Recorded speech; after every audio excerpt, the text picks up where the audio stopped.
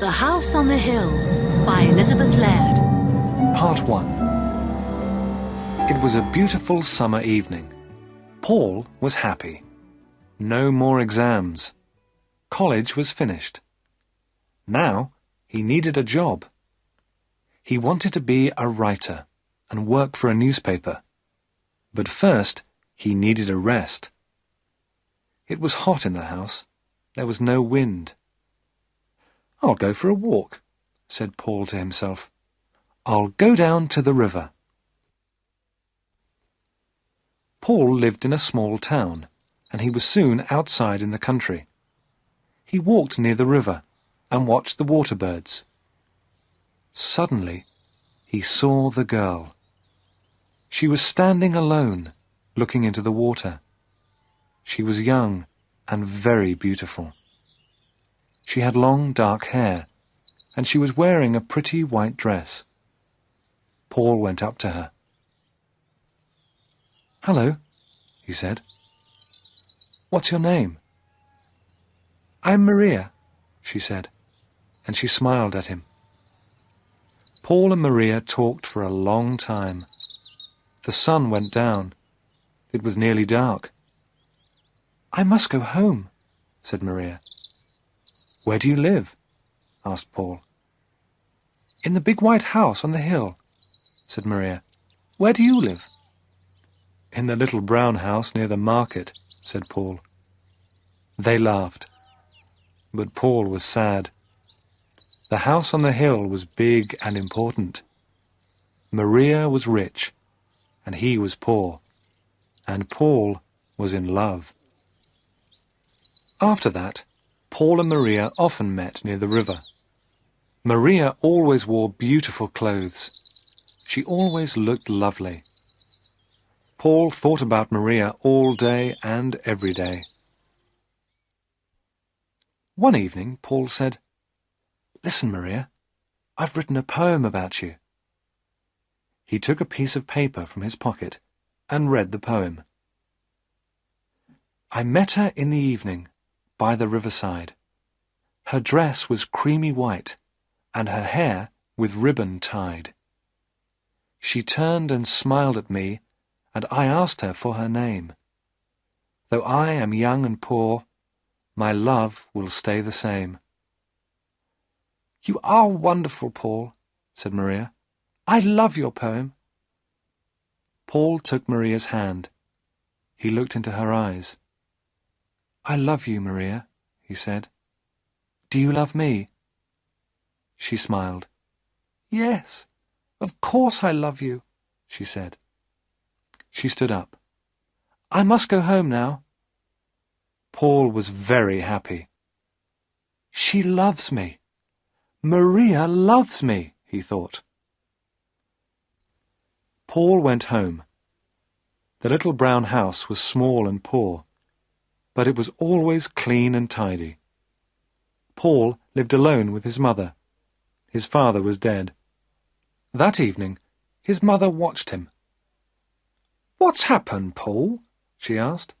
"Why are you so happy?" "Oh, it's nothing, Mother," said Paul. His mother smiled. "He's in love," she thought. The next day, Paul and Maria met again by the river. Maria looked sad, but Paul did not notice. He took her hand. "Maria," he said, "I am poor now, but one day I am going to be a famous writer." Maria said nothing. "Will you marry me, Maria? Say yes. We will be so happy and—" He stopped. Maria looked at him for a moment. There were tears in her eyes. Slowly, she shook her head. Then she turned and ran away. "Maria!" shouted Paul. But Maria had gone. Paul went home slowly. He did not understand Maria. "What is wrong?" he thought. "She loves me, doesn't she?" His mother was waiting for him. She saw his face. "Oh, poor boy," she thought. "The girl doesn't love him." Paul and his mother ate their supper in silence. Suddenly, somebody knocked on the door. Paul opened it. A man in a servant's uniform stood outside. "I'm from the house on the hill," he said. "My mistress wants to see Paul." "Oh, that's me," said Paul. "Can you come with me now?" said the servant. "Yes," said Paul. He was excited. "Perhaps Maria has changed her mind," he thought. "Perhaps she does want to marry me." Paul's mother stood at the door of the house. She watched Paul and the servant. "The house on the hill," she said to herself. "I know those people. A rich old woman and her beautiful daughter. My poor son." It was not far to the house on the hill. The servant took Paul up the wide steps and into the house. Paul was excited, and his heart was beating fast. Everything was rich and grand. There were beautiful carpets, pictures and mirrors. Paul saw himself in a mirror. He looked terrible. This place was so rich, and he looked so poor. The servant opened a door. Paul went inside. An old lady was sitting in a big chair. Maria stood behind her. The old woman was ugly. Her eyes were small and cold, and her mouth was thin and hard. Her old hands were covered with big rings. She looked proud and angry. Paul looked at the old woman, then at Maria. "What an ugly old woman," he thought.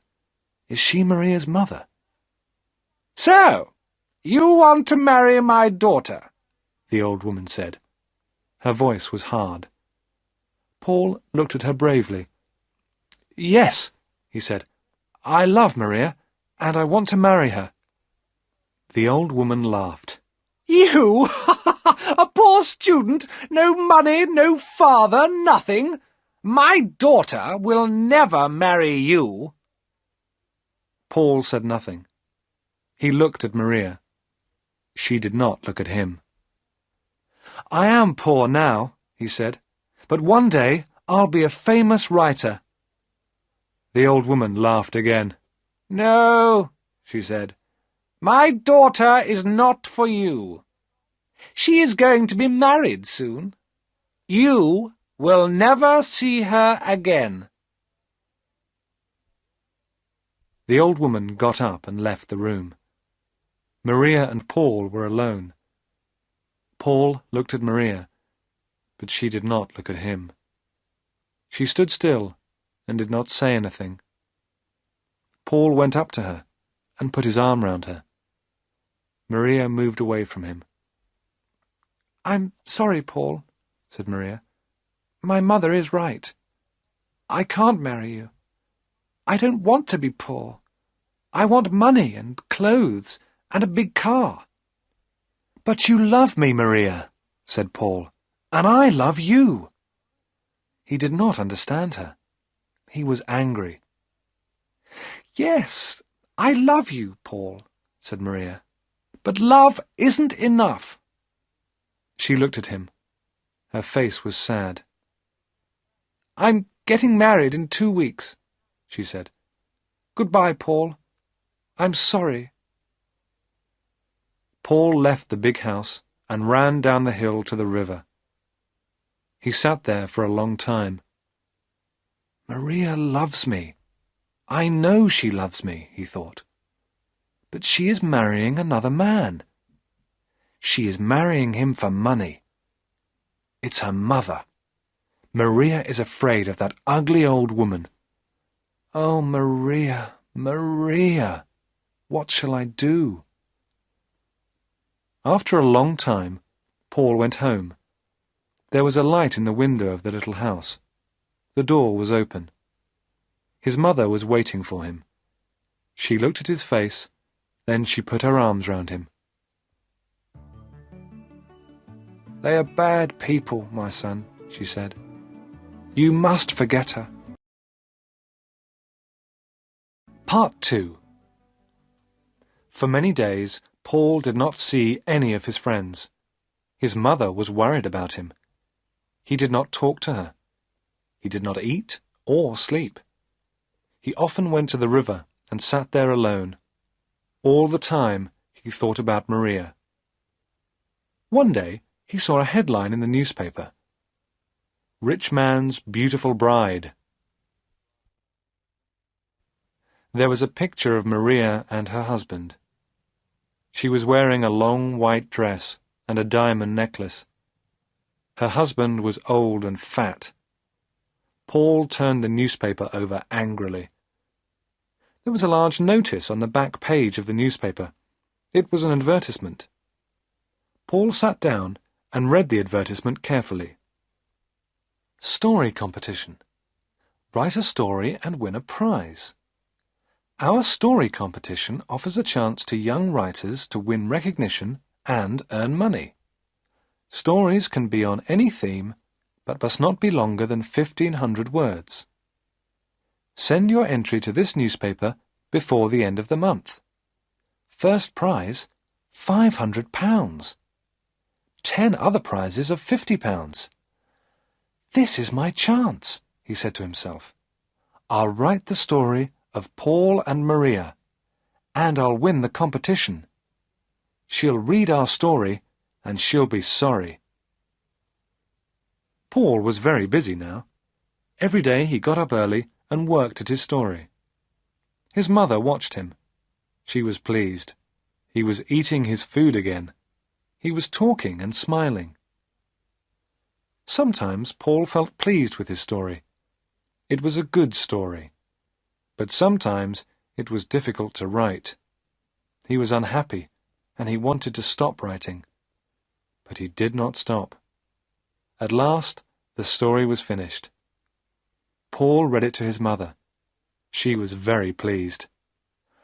"Oh, it's a good story, Paul," she said. "It's very good." Paul wrote the story out again carefully and sent it to the newspaper. 2 weeks later, a letter came from the newspaper. Paul did not open it. He was too excited. He gave it to his mother. "You read it for me, Mother," he said. His mother opened the letter and read it. "Oh, read it yourself," she said, and gave it to him. She was laughing and crying too. Paul read the letter. "Dear Sir, I am very happy to inform you that you have won first prize in the story competition. If you would kindly call at this office on Thursday at 10 a.m., the manager will present you with your prize." Paul jumped up. He danced round the kitchen and waved the letter from the newspaper. "I've won!" he shouted. "Mother, I've got the prize! I'll be a writer! We'll have some money at last! I'll buy you a new dress and some furniture for the house." He stopped. "Will Maria see my story in the paper?" he asked. His mother looked at him. She was not smiling now. "Do you still love that girl, Paul?" she asked. "Yes, Mother," said Paul. "I'll always love her." On Thursday, Paul went to the newspaper office. The manager was very friendly. "Your story is good," he said. "Very good indeed. Here is the prize money." He gave Paul an envelope. £500.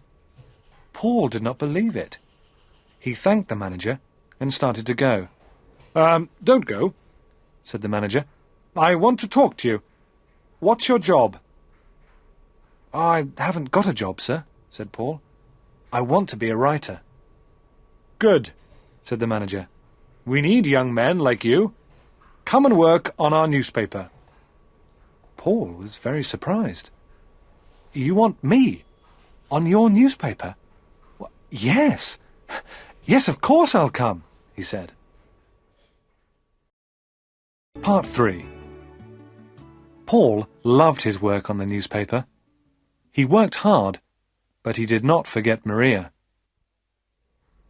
One day, a reporter came into the office. Listen, everybody, he said. Here's a story for the paper. Do you remember that beautiful girl Maria and her rich husband? There was a photograph of the wedding in our paper. She ran away from her husband last week. Everybody in the office stopped talking. This was news. Paul sat still. He felt cold. Maria left her husband, he thought. Why? They were married only a few months ago. The reporter was still talking. The girl's mother died last week, he said. She heard the news, and the shock killed her. That ugly old woman, thought Paul. The mother was rich, wasn't she? Somebody asked. Oh, yes. She was very rich, said the reporter. Maria will have all her money, of course. And her husband gave her a lot of money, clothes, jewels, and a car. Maria is a very, very rich woman. I don't like rich women, said another reporter. Maria is rich, said Paul, but she is also gentle and kind and... He stopped. Do you know Maria? The reporter asked. Yes, said Paul quietly. I know Maria. Well, said the reporter, somebody must go to her mother's funeral. We need a report about it for the paper. Why don't you go, Paul? Paul went to the funeral the next day. It was a long way to the church, but he walked. He wanted to think. Maria loved me, he thought, but she married another man. Why? Because she was afraid of her mother. But now her mother is dead. Paul was happy, and he was sad. He was at the church now. Crowds of people were there. It was a big funeral. There were many big black cars outside the church. In the first one was the coffin. There were a lot of flowers on the coffin and on the roof of the car. Paul stood at the back of the crowd. He took out his pencil and paper. He wrote about the cars and the people. Then he saw Maria. She was wearing a black dress.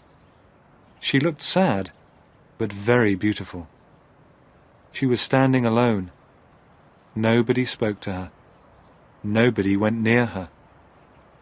The man next to Paul spoke. "That's the daughter," he said. "She's a bad woman. She left her husband and it killed her mother. Look at her. Nobody wants to speak to her."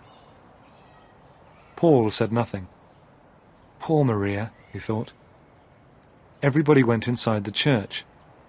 The funeral began. After the funeral, Paul went home. His mother was smiling. "Good news, Paul," she said.